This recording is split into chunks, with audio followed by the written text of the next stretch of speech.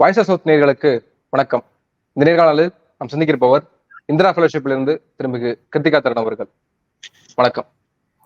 வணக்கம் பாலாஜி அவர்களுக்கும் voice of south அன்பான நேயர்களுக்கும். பிரதமர் மோடி இப்ப அதானி அம்பானி குறித்தும் பேச தொடங்கி இருக்காரு. இப்ப மல்லிகார்ஜுன கார்கே சொல்றாரு, நண்பர்களையே கூட எதிர்க்க பகைத்துக் கொள்ள தொடங்கி விட்டார் நரேந்திர மோடி அப்படின்னு சொல்லி. இந்த 3ஆம் கட்ட தேர்தலுக்கு பிறகு அவர்கிட்ட ஒரு பயம் இருக்கு.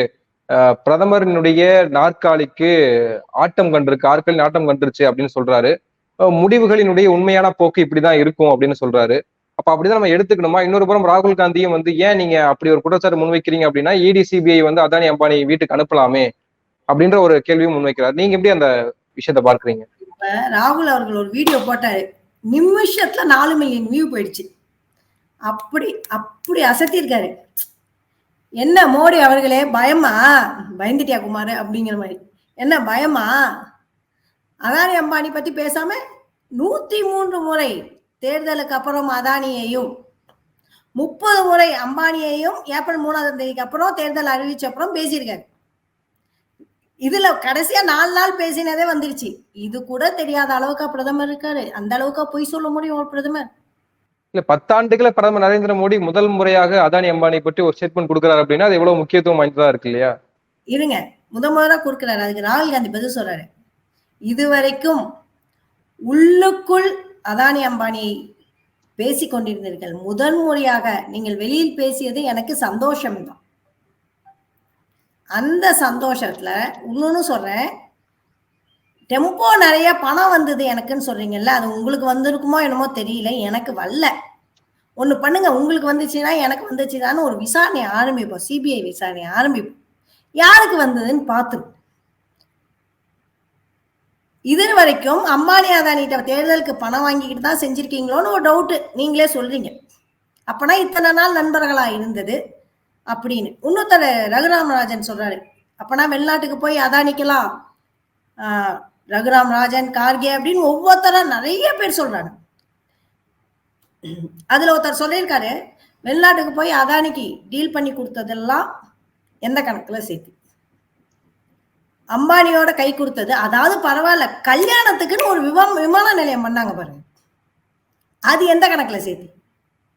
ஏங்க, இங்க தமிழ்நாட்டுல பன்னாட்டு விமான நிலையத்துக்கு பர்மிஷனுக்கு நாயாப்பையா இது பண்றோம். ஓசூர் பக்கத்துல, அதாவது கிருஷ்ணகிரி கிட்டையாவது நாங்க விமான நிலையம் வச்சுக்கிறோம், அங்க தொழிற்பேட்டை இருக்குன்னதுக்கு அதெல்லாம் கிடையாதுங்க. பெங்களூர்ல விமான நிலையம் இருக்கு, விமான நிலையம் பர்மிஷன் தர மாட்டோம்னு சொல்லிட்டு நம்மள வருஷ கணக்கா தமிழ்நாட்டுக்கு ஒண்ணுமே செய்யாம இழுத்தடிக்கிறாங்க. இப்ப சொல்றாங்க அவர் கல்யாணம்னா ஒரே நாள் இன்டர்நேஷனல் விமான தளம். எப்படிங்க ஒரு இன்டர்நேஷனல் விமான தளத்தை நீங்க ஒரு வாரத்திலையும் 10 நாளையும் பண்ண முடியும்? அப்படின்னா அம்பானி எந்த அளவுக்கு நெருக்கமான நண்பரா இருப்பார்.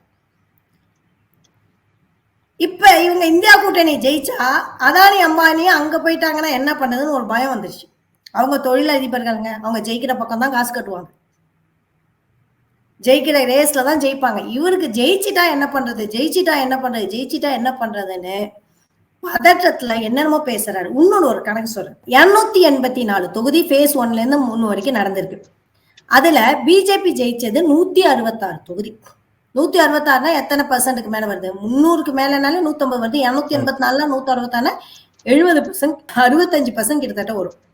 அதுல 50%க்கு மேல ஓட்டு வாங்கினது 135 தொகுதி. இதுல 47.53% பொதுவா வாங்கியிருக்கு. அடுத்து phase 4ல இருந்து 7 259 தொகுதி. அதுல ஜெயிச்சது 137. அதுல 50% மேல வாங்கினது 89 தான். அதுல பர்சன்டேஜ் 34.36% தான் வாங்கியிருக்கு பிஜேபி. அப்படின்னா இந்த phase 1 and 3 அப்படிங்கிறது நம்ம நினைச்சிட்டு இருக்கோம் மோடி வீக்கானதுதான் முதல்ல முடிச்சுட்டான்னு. இல்ல, இதுல கர்நாடகா, தமிழ்நாடு, கேரளாவை தவிர்த்து மிச்சம் எல்லாமே இவங்க நிறைய இடத்துல ஜெயிச்சதுதான். இந்த இடத்துல என்னாச்சு, கர்நாடகால அவுட். கர்நாடகால நான் ஒரு பொதுவா சொன்னா கூட 17 இடம் கிடைச்சிடும் நம்மளுக்கு. 17 இடம் கிடைச்சிடும். பிரஜ்வல் ரேவண்ணா கூட எம்பி ஆயிடுவாரு, அதுல வேற கதை இல்லை, அது தனி விடுங்க. சோ 17 இடம் நமக்கு கிடைச்சிடும். சோ நிறைய இடங்கள்ல கேரளா, தமிழ்நாடு ஆல்ரெடி நம்ம இது பண்ணாங்க. தெலுங்கானா இப்ப இனிமேலுக்கு தான் நடக்க போகுது. சோ மிச்ச இடங்கள் பாக்குறப்ப ஊபி ஆகட்டும், எல்லா இடத்துலயும் இவங்க தோக்க போகிற தொகுதிகள், லாஸ் ஆக போற தொகுதிகள் 30ல இருந்து 40 வரைக்கும். சோ போன தடவை கணக்குக்கு என்ன ஆகுது அப்படின்னா 166 தொகுதியில கிட்டத்தட்ட ஒரு மினிமம் வந்து ஒரு வச்சுக்கிட்டா கூட ஒரு 66 தொகுதி அவுட் ஆயிடும். இல்ல 60னே வச்சுங்க, இல்ல 50னே வச்சுங்க, போனா போது கொஞ்சம் குறைச்சே வச்சு 100 தொகுதிகள் கூட தேராது அவங்களுக்கு. அடுத்துல 137 தொகுதி ஜெயிச்சிருக்காங்க. அதுல இப்ப கெஜ்ரிவால் அரெஸ்ட் பண்ணதுனால பாதி பஞ்சாப் இது அது இது எல்லாம் அவுட் ஆயிடும். அப்ப அங்கேயும் கிட்டத்தட்ட ஒரு 30-40 தொகுதிகள் இருப்பாங்க. அப்படின்னு பாக்குறப்ப இந்த 166 137 ரெண்டுத்துலயும் ஒரு 100 வச்சுப்போம், போனா போதும் 110 100ன்னு வச்சுட்டா கூட 200 210 தாண்டாது. இப்படி இருக்கிறப்ப 300 கணக்குங்கிறது கனவாயிடுங்கிறது ஆயிடுச்சு. முன்னாடி ஜெயிச்சது ஐஎன்சி வந்து அவங்க தக்க வச்சுப்பாங்க, அவங்களுக்கு அது இழப்பு இருந்தாலும் கூட்டணி கட்சிகள் மூலமா நிரப்பீடு பண்ணிடுவாங்க. சோ இந்த பதற்றம் தான் அம்பானி அதானி வரைக்கும் பிடிச்சி இழுக்குதே தவிர்த்து வேற ஒண்ணும் கிடையாது. அப்போ இனி வரக்கூடிய எலெக்ஷன்ல எப்படியாவது எல்லா இடங்களையும் வெற்றி பெற்றாக வேண்டிய நிலைமைக்கு பிஜேபி இருக்கா? கண்டிப்பா கண்டிப்பா. இப்ப ஒரு சிம்பிள் கணக்கு சொல்றேனுங்க, இதுல கிட்டத்தட்ட 30-40 தொகுதி ஆயிடுச்சுன்னே வச்சுங்க. சரி, ரொம்ப வேண்டாம், 30-40 தொகுதி அவுட்டு நம்மளுக்கே தெரியும். ஏங்க இப்போ ஒரு தடவை 24 கர்நாடகால, இந்த தடவை அதுல கிட்டத்தட்ட 20 தொகுதி கையை விட்டு போற நிலைமையில இருக்கு. போனா போது 18 தொகுதி கையை விட்டு நிலைமையில இருக்கு. அப்படிங்கும்பொழுது அங்கேயே போச்சு ஒரு 18. மிச்சம் எல்லா இடமும் சேர்த்தா ஒரு 20 தொகுதி கையை விட்டு போகாதா? சோ அப்படின்னா 38 தொகுதி போறப்ப 166 38 போயிடுச்சுன்னா 120 தான் வரும். அப்ப அடுத்த இதுல வந்து 137 அவங்க ஜெயிச்சிருக்காங்க. அப்ப 250 தாண்டது கஷ்டம். அப்படிங்கிறப்ப 137 முழுக்க வந்தாலுமே 250 தாண்டாது. இது சிம்பிள் கணக்கு நம்மளுக்கே தெரியறப்ப மோடி அவர்களுக்கு தெரியாதா? ஊரெல்லாம் பகமைய பண்ணி வச்சிருக்காரு. மணிப்பூர்ல பகமை, நார்த் ஈஸ்ட்ல பகமை, எல்லா இடத்துலயும் பகமை பண்ணி வச்சிருக்காரு. ஒரே ஒரு வழி, அவர் நம்பி இருக்க வேண்டிய குலதெய்வம் ராமரும் ஈவிஎம்மும் மட்டும்தான். ஓ, இதுல வந்து ராமர் கோயில் கை கொடுக்கல, அதனாலதான் வந்து மதம் சார்ந்த பிரச்சாரங்களை முன்னெடுத்து செல்றாரு அப்படின்னு ராமர் கோயிலிருந்தே அவருடைய தோல்வி தொடக்கம் ஆயிடுச்சு அப்படின்னு தான் எதிர்கட்சிகள் முன்வைக்கிற குற்றச்சாட்டா இருக்கு. இப்ப பல ரீசன் சொல்லப்படுது இல்லையா? இப்ப வந்து ஜி நியூஸ்ல இருக்கக்கூடிய முன்னாடியே இருந்த அபய் ஓஜான்ற ஒரு நபர் வந்து நீக்கப்படுறாரு, அதுக்கு பதிலாக இன்னொருத்தர் வராரு, இன்ட்ரிஸ் லோயன் ஒருத்தர் வராரு. இப்ப பார்த்தா திடீர்னு பிரதீப் பண்டாரின்னு ஒரு முன்னணி நெறியாளர் வந்து வெளியேறாரு. இதெல்லாமே பார்க்கும், இதெல்லாமே காட்சிகள் மாறுது. மோடி அமித்ஷாவினுடைய ரேலிகளை நாங்க டெலிகாஸ்ட் பண்ண மாட்டோம்னு சொல்றது. ஹரியானால 3 சுயேட்சை எம்எல்ஏக்கள் வந்து தங்களுடைய பாஜக கொடுத்திருந்த வாபஸை பெற்றுட்டு காங்கிரஸ் கட்சிக்கு சப்போர்ட் பண்றாங்க. இது எல்லாமே வந்து காட்சிகள் மாற தொடங்கியிருக்கு. உயர் அதிகாரிகள், உச்சபட்ச அதிகாரிகள் வந்து மல்லிகார்ஜுன கார்கேவை மீட் பண்ண தொடங்கியிருக்காங்க. இப்படியான செய்திகள் வருகிற பொழுது நம்ம அதை எப்படி நம்ம எடுத்துக்கிறது? வெறும் அதானி அம்பானி மட்டும் பேசியது மட்டுமே வந்து ஒரு இண்டிகேஷன் எடுத்துக்க முடியுமா, இல்ல இதெல்லாமே ஒரு இண்டிகேஷன் தான் அப்படி எடுத்துக்கிறதா? நீங்க எப்படி பார்க்கறீங்க அதை? ஒரு பேட்டர்ன் ரெகக்னேஷன் அப்படின்னு ஒரு சயின்டிபிக்காவே நம்ம பார்க்கலாம். ஒரு பேட்டர்ன் வந்து தெரிய ஆரம்பிக்கும். ஒரு கோட்டை இடிந்து விழப்ப ஒரு கோட்டை அப்படியே விழாது. முதல்ல ஒரு செங்கல் பெயரும், அப்புறம் இன்னொரு செங்கல் பெயரும். மோடி அவர்களின் கோட்டையில் பல செங்கல்கள் பெயர்ந்து விட்டது. அதற்கு காரணமும் அவர்தான். ஏன் அப்படின்னா மோடி சர்க்கார், மோடி பிம்பம் தான் இது பண்ணினார். மோடி பிம்பத்துல பண்றப்ப மத்திய பிரதேஷ் முதல்வர் சௌகான வந்து மிக பலம் வாய்ந்து இருந்தார். அவர் அடுத்த மாநிலத்துக்கெல்லாம் போய் அவர் பிரச்சாரம் பண்ற அளவுக்கு பலம் வாய்ந்தவர். அவரை தூக்கிட்டாரு, ஏன்னா தனக்கு போட்டியா யாரும் வரக்கூடாது. அடுத்து வசுந்தராஜ சிந்தியா, அந்த மாதிரியான வலுவான தலைவர்களை இந்த மாதிரி ஹிந்தி பெல்ட்ல இருந்து தூக்கினது அப்படிங்கிறது மிகப்பெரிய ஒரு தோல்விதான் அவருக்கு. சோ அவங்களோட ஓட்டு போயிடுச்சு. அடுத்து அகிலேஷ் யாதவ், தேஜஸ்வி யாதவ் என்ன சொல்றாரு? வேலையில்லா பிரச்சனையை தீர்ப்பேன்னு சொல்லிட்டு கிட்டத்தட்ட 1 லட்சம் 2 லட்சம் வேலைகளை அவர் உருவாக்கிட்டு, இது வந்து எல்லா பத்திரிகையாளர்களும் தொடர்ந்து சொல்றது என்னன்னா, தேஜஸ்வி யாதவுக்கு ஆதரவா இளைஞர்கள் மிகப்பெரிய அளவுல இருக்காங்க. அடுத்து அகிலேஷ் யாதவ் இந்த பக்கம். அதனால் யாதவ் மக்கள் வந்து காங்கிரஸ்க்கு, யாதவ் மக்கள் உள்ள வந்துட்டாங்க. ராஜ்புத் மக்கள், உங்களுக்கு ஆல்ரெடி ராஜ்புத் மக்கள் உள்ள வந்துட்டாங்க. இது நம்மளுக்கு வந்து சிறுபான்மை மக்கள் நம்மளோட இருக்காங்க. அதை தவிர்த்து தலித் மக்கள் நம்மளோட இருக்காங்க. பெண்களும் மோடிக்கு எதிரானவர்கள் தான். மோடிக்கு வந்து இப்போ ஓரளவுக்கு பாஜக பெண்களுக்கு எதிரான கட்சி அப்படிங்கிறது நான் கட்டமைக்க வேண்டிய ஒரு விஷயமா நான் நினைப்பேன். ஏன்னா மணிப்பூர் பிரச்சனையிலிருந்து பிரிட்ஜி பூஷன், அப்புறம் வந்து இவங்க அந்த மல்யுத்த வீராங்கை பிரிட்ஜி பூஷன், அடுத்து வந்து இப்போ பிரஜ்வல் ரேவனா, முன்னாடி பில்கிஸ் பினோ, இவங்க எல்லாருமே இந்த எல்லாருக்குமே நியாயம் இன்று வரைக்கும் கிடைக்க போவதும் இல்லை, கிடைப்பதும் இல்லை. பிஜேபி வந்து பெண்களுக்கு எதிரானது. உத்தரப்பிரதேஷ்ல மிக இந்த அதீதமான வன்முறைகள்லாம் பெண்கள் மேல் நடந்திருக்கு. அதெல்லாம் விட்டுருங்க. அதாவது பாலியல் வன்கொடுமை எல்லாம் நடந்திருக்கு, அதெல்லாம் விட்டுரும். அப்ப பெண்களுக்கு எதிரானது அப்படிங்கிறப்ப நிறைய பெண்கள் பிரஜ்வல் ரேவண்ணா மாதிரியான விஷயங்கள் கேள்வி பட மல்யுத்த வீராங்கனை எல்லாம் பட பெண்களுக்கு எதிரான கட்சியாகவும் மாறிடுச்சு. ஸோ இப்ப பெரும்பான்மை அப்படிங்கிறது ஐஎன்சி பக்கத்துல வந்தாச்சு. அப்படிங்கும்போது இதை நம்மளே உணர்றோம். அந்த ஒரு பேட்டர்னை, ஒரு கணக்கீடை நம்மளுக்கே தெரியுதுங்க. இந்த கணக்கீடு பார்த்தாச்சு. ஃபர்ஸ்ட் 3 ஃபேஸ் கணக்கீடு பார்த்துட்டோம். இப்ப வட இந்திய கணக்கீடும் பார்த்தாச்சு. கெஜ்ரிவால் கைது வேற இதுல சேர்ந்திருக்கு. இந்த அளவுக்கு கணக்கீடுகள் கரெக்டா இருக்கும் போது அங்க கல்லு ஒண்ணு வருமா வராதா? ஃபர்ஸ்ட் கல்லு ஜியிலேருந்து சங்கி, நான் சொல்லக்கூடாது அந்த வார்த்தைகளை, சங்கி எனப்படும் மோடியாக்கள் ஆதரவு, மோடியா மக்கள்னு ஒரு மக்கள் வந்து எல்லா சேனல்லையும் உண்டு.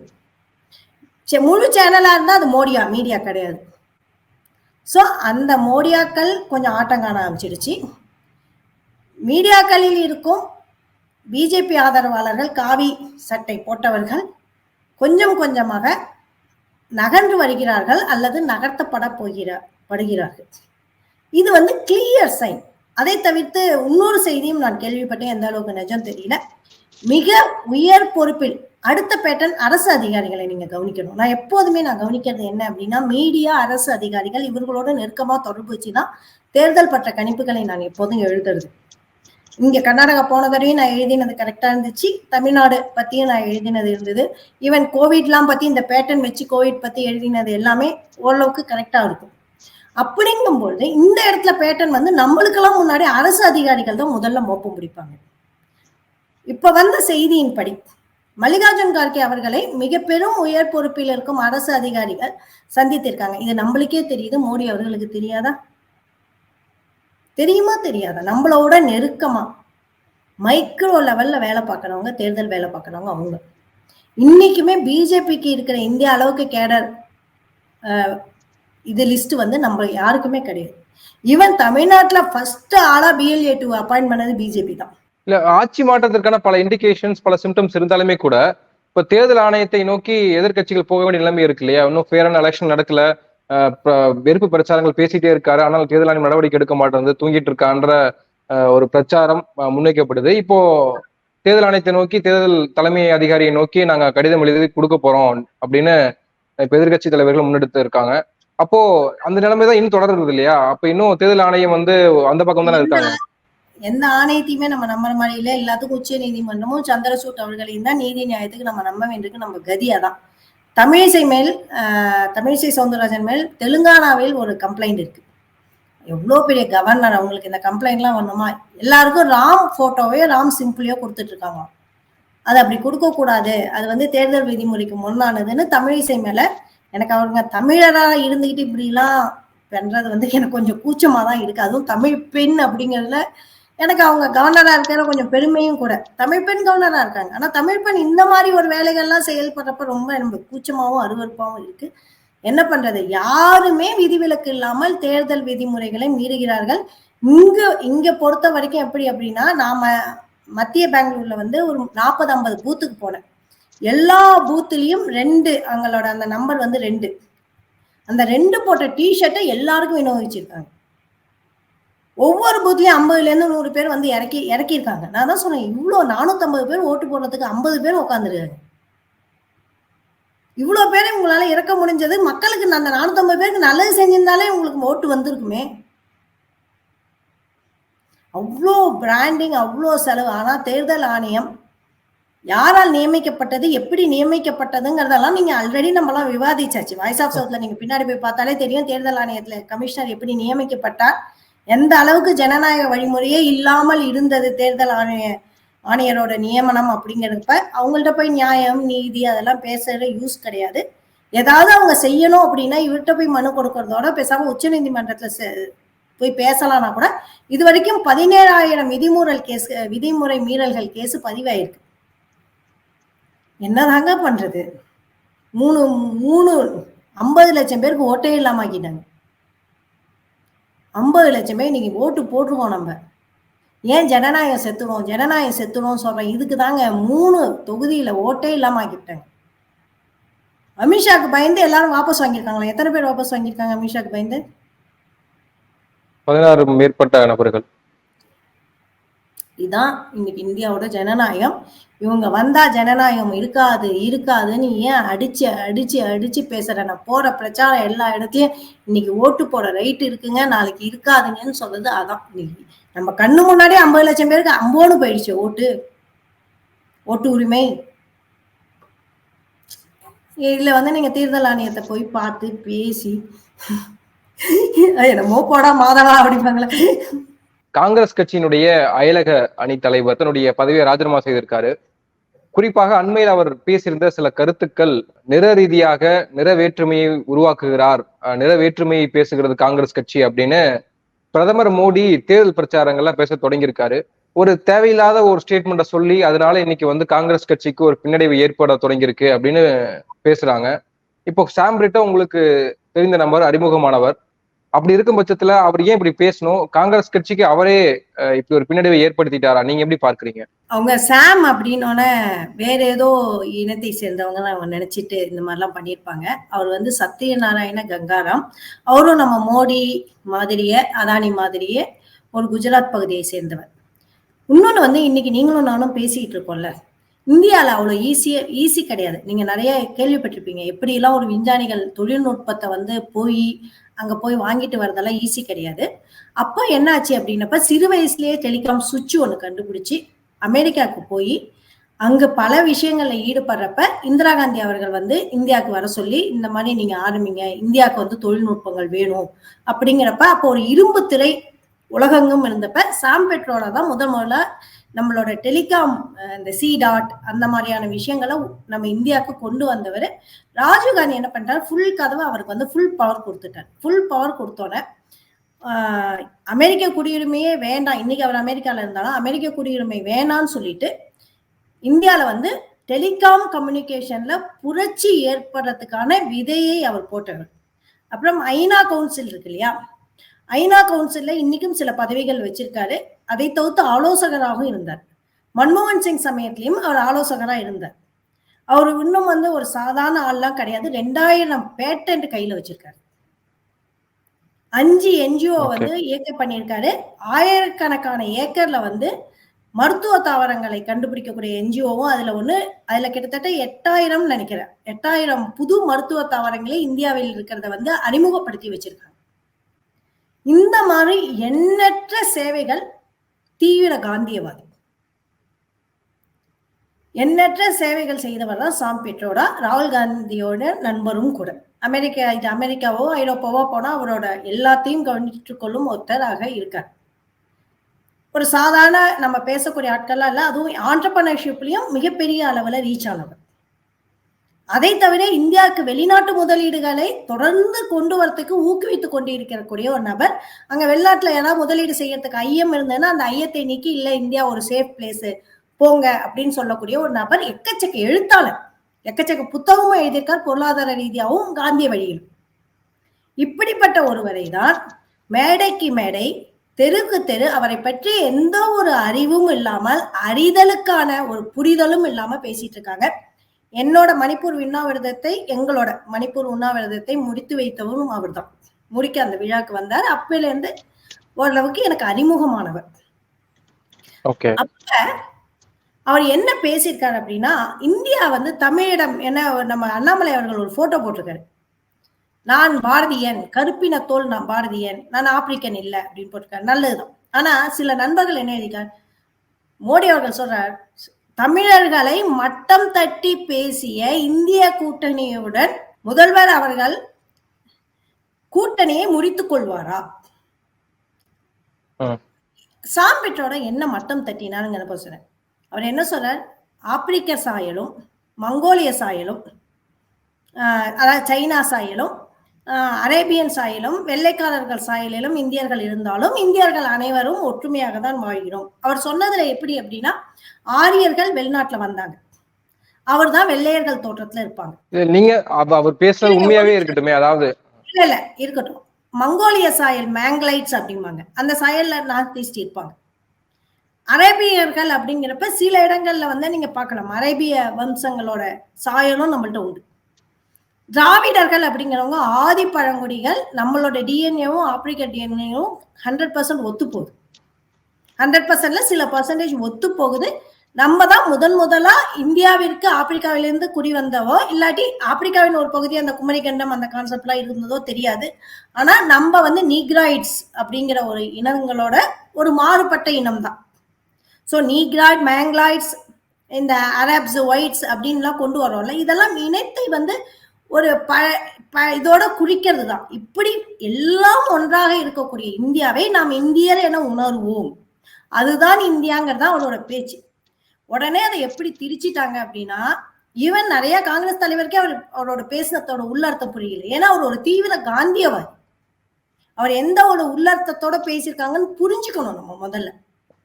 அதை வந்து அதுல வார்த்தைகள் விளையாடி விளையாடி விளையாடி தமிழர்கள் ஆப்பிரிக்கான்ட்டாங்க, எங்களை வந்து சைனீஸ்ன்ட்டாங்க, எங்களை வந்து அரேபியன்ட்டாங்க, எங்களை வெள்ளக்காரங்கன்ட்டாங்க. அப்படி அர்த்தம் கிடையாது.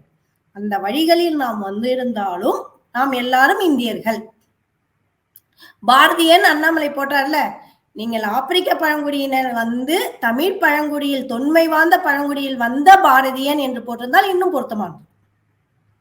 அதுதான் சாம்பேட்டரோட சொன்னதின் முழு அர்த்தம். இவங்க திருச்சி பேசுறதெல்லாம் பார்த்து நம்மளுக்கு எதுக்குப்பா வம்புன்னு அவர் ரிசைன் பண்ணிட்டு போயிட்டார். அவருக்கு வந்து இந்த பதவியெல்லாம் ஒரு பிரச்சனையே இல்லை. அவரெல்லாம் ரொம்ப உயர்வான நோக்கத்தோட செயல்படுறவர். இந்தியாவுக்கு தொழில்நுட்பத்தை உள்ள கொண்டு வந்த முதல் அவரை நம்ம கையெடுத்து கும்பிடணும். இன்னைக்கெல்லாம் நம்ம நீங்களும் நானும் பேசிட்டு இருக்கிறதுக்கான விதையை அவர் போட்டது. அவருக்கு நம்ம நன்றி சொல்லி கும்பிடுறதுக்கு பதிலாக அவரை நம்ம தெருவா திடீர் உட்காந்துடும். இல்ல அது கரெக்ட். அதாவது திராவிடியன் ரேஸ், ஆரியன் ரேஸ்ன்னு இங்க ஹிஸ்டரி வழியா இருக்கு, இங்க அடையாளப்படுத்தப்படுது, கல்வெட்டுகள் இருக்கு, இப்போ திராவிட இனக்குழுன்னு இருக்கு, இதெல்லாம் நம்ம பார்க்கிறோம். அந்த வார்த்தைகள் இருக்கு, பயன்படுத்தப்பட்டிருக்கு. குறிப்பா வந்து கருப்பின மக்கள், கருப்பின பழங்குடிகள் வந்து தமிழ்ல பேசுறாங்க அப்படின்ற வீடியோக்கள் நம்ம பார்க்கிறோம். இதெல்லாமே இருக்கு. ஆனால் இந்த உணவு மொழி எல்லாமே நம்மளுக்கும் ஒத்து போகும். இந்த தேர்தல் சமயத்துல இது பேச வேண்டிய அவசியமா? இப்ப பேசுனதுனால இப்ப அவங்க ஒரு பாயிண்ட் எடுத்துட்டு அதை பத்தி விமர்சனம் பண்ண தொடங்கியிருக்காங்க. ஏன் தேவையெல்லாம் பேசணும்? அப்படி அதுக்குதான் அவர் ரிசைன் பண்ணிட்டாரு. நான் இங்க இருந்தா தானே என் பேரை இருப்பீங்க, இல்லாட்டி என் பேச்சு சுதந்திரம் போயிடும்னு போயிட்டாரு அவர். ஈவன் நானே என் பயந்துட்டு உள்ள போகாம இருக்கேன்னா, என்ன காங்கிரஸ்ல ஏதாவது நம்ம ஒரு பதவி வாங்கி பேசினா என்னையும் இப்படிதான் படுத்துவாங்க. இந்த ஒரு வார்த்தையை வச்சுட்டு விளையாடுறது இதெல்லாம் செய்வாங்க. இதுக்குதான் நான் இந்தியா ஃபெலோஷிப்போடய அந்த கோட்டை தாண்டி வரமாட்டேன் நான் நின்றுட்டு இருக்கேன். ஏன்னா என்னோட கருத்து சுதந்திரம் என்னோட பதவிகளை விட எனக்கு ரொம்ப முக்கியம். ஏன்னா எம்பி ஆகிறதோ எம்எல்ஏ ஆகிறதோ எனக்கு முக்கியம் கிடையாது. கருத்து சுதந்திரம் முக்கியம். என்ன அப்படின்னா, இந்தியர்கள் எந்த இனத்தை சேர்ந்தவராலும் இருந்தாலும் நாங்கள் இந்தியர்கள் என்றுதான் அழைப்போம் என்பதுதான் உள்கருத்து. இன்னொன்னு சொல்றேன், மோடி அவர்கள் பேசினார்ல, தென்னாப்பிரிக்கரை போல் இங்க இருக்கீங்கன்னு சொல்றது வந்து ஒரு இகழ்தல் தமிழர்களைன்னு சொல்றாங்களே. அப்பனா ஆப்பிரிக்கர்களை இவர்கள் இகழாரா? நாளைக்கு ஆப்பிரிக்கரோட ஒட்டுறவு வச்சுக்க போறது இல்லையா?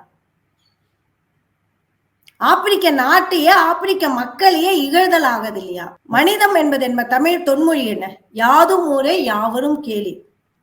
அதை தவிர பெரியாரை இகழ்தலும் இளமே, சிறியாரை இகழ்தலும் அதனினும் இளமே. அப்படின்னா ஒரு ஆப்பிரிக்கன் ரேஸ் அப்படிங்கிறது நீங்க இகழ்தலா நீங்க நினைக்கிறீங்கல்ல. அதனால இந்திய கூட்டணியை முறியடிக்கணும்னு நீங்க நினைக்கிறீங்களா? அது எவ்வளவு பெரிய தப்பு. ஆப்பிரிக்கர்கள் எங்களுடைய மூத்த குடிகள். நாங்கள் பெருமையாகவே சொல்லிக் கொள்வோம், எங்களுடைய ஆப்பிரிக்கர்களும் நாங்களும் ஒரே ரத்த உறவுகள், சகோதரர்கள். அவர்களை அப்படி எங்களை அப்படி குறிப்பிட்டதில் நாங்கள் பெருமை அடைகிறோமே தவிர்த்து கீழ்மை அடையவே மாட்டோம்.